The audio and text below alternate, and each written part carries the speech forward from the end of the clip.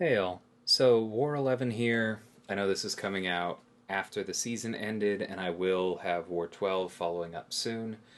But just wanted to go ahead and show you all these wars because there are a few interesting fights in them. And also, to be perfectly honest, I am going out of town next week, and I will probably have less time to stream and make videos.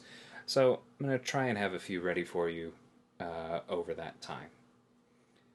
So, fairly short one here. I'm not really going to say too much. It's the same basic idea. This is Hulkling absolutely destroying this fight.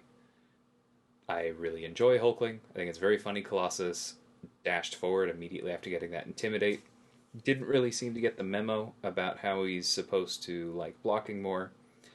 That's fine. This is just a really, really good lane for Hulkling. Um, I also think that I don't know. I'm of two minds of this. It does make it a little bit samey, but I think I appreciate the design of this particular lane, basically favoring certain attackers and certain defenders, while also not just going like straight for certain challenges in ways that just allow you to place generically hard defenders and go, haha, the node boxes out people. Because I feel like there are enough of those nodes on the map that I really like that, oh, this node that asks for power burn immunity, basically, only does so if the defender has armor. Because that's going to be a little bit more niche and you can kind of play around things more there. I think that's a bit healthier. So, obviously, absolutely terrible Incinerate RNG off the bat there, and only okay Fury RNG, but you've seen me take this before. Basic idea is to just throw a heavy if I can, but not necessarily to insist upon it, because then we can easily be pushed to the special 2 and lose our heal block. And otherwise, just to spam special 1, because we're trying to do as much Incinerate damage as we possibly can. Definitely lost some time there. And also, messed up the decks. Love that. Pushed me over a special 2. See, there we go. Now we have time without the heal block. I think that mistake right there is going to make the difference on him healing or not, because you see just how much gamma he picked up in a relatively short amount of time. Still going fine. Like, we're already down to 40%. He's only at 12. There's a small chance I could have backed off there and done enough, but didn't really want to bet on the incinerates. I forget, actually, if he heals, because this is right on the nose. No, yeah. See, and that's exactly why I didn't back off before, because he got down to 2 debuffs instead of 3 just in time. So he's going to heal, but that's not the end of the world. The important thing to remember when iHulk heals is just to back off. You know he's going to go unblockable. You wait it out. You don't tempt fate. That is also why using somebody like Hyperion or somebody else who otherwise deals with strike counter well is very important here, so the unblockable phase is less dangerous.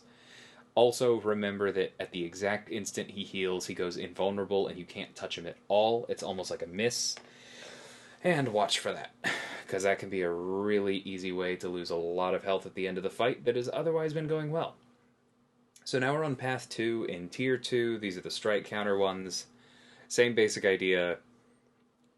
Hyperion just mows down strike counter. It's not something he even has to think about. And Angela is no different. Now, Angela is going to be a little trickier than some other conduit fights because of the fact that she reduces damaging debuff duration.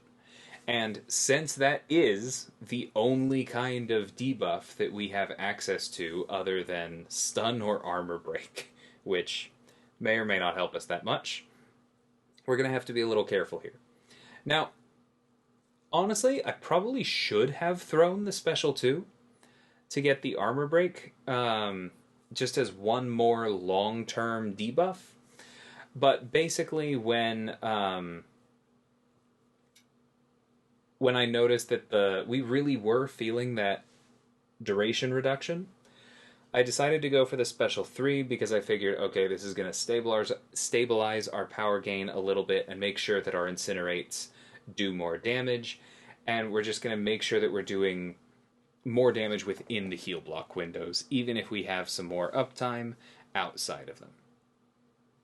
Because Hype does have pretty long incinerates. So you can tell that that's going very well, but I think that that change would have helped, even if this were a higher ranked Angela. Because I'm going to address the elephant in the room, this was definitely a bit of a mismatch in a war. Their rosters were smaller, and that was a rank 4 Hyperion against a rank 2 Angela. Not a very difficult fight, but just wanted to talk through it as though it were a rank 4.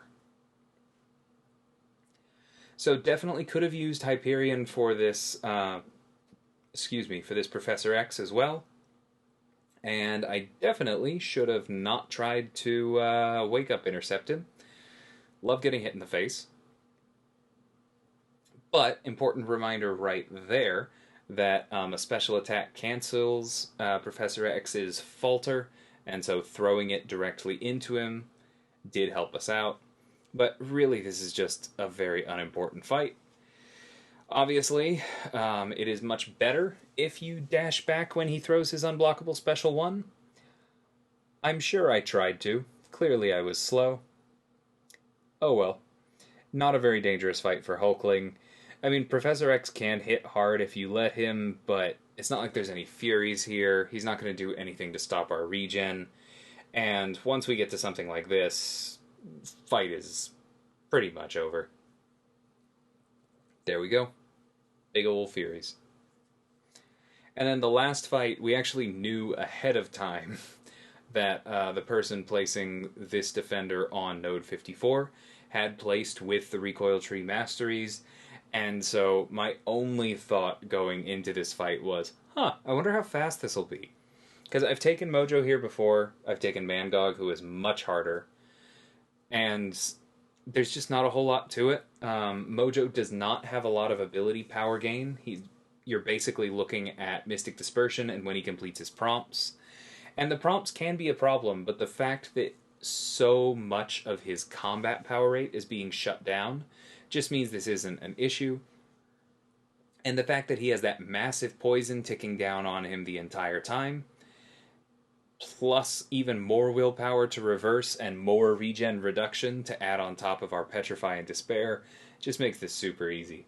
Now, obviously I missed a parry there, took a couple hits, definitely should not have. And so this is actually going slightly slower than it could have if I had played perfectly. But we're just past 30 seconds here, and he's already 3/4 down. This was a very, very funny fight to me. I did generally try and play around the prompts just in case, because the one way that you lose this is to eat a special 2 or something. But there we go. 47 seconds, 22 hits. So that one was amusing. Anyway, we did win this war, like I said. It was a pretty big mismatch in our favor. But we also need to win the last one of the season to get into Masters. That's pretty much where we sit. And we'll see that one in the next video. Until then, thanks so much for watching, and take care.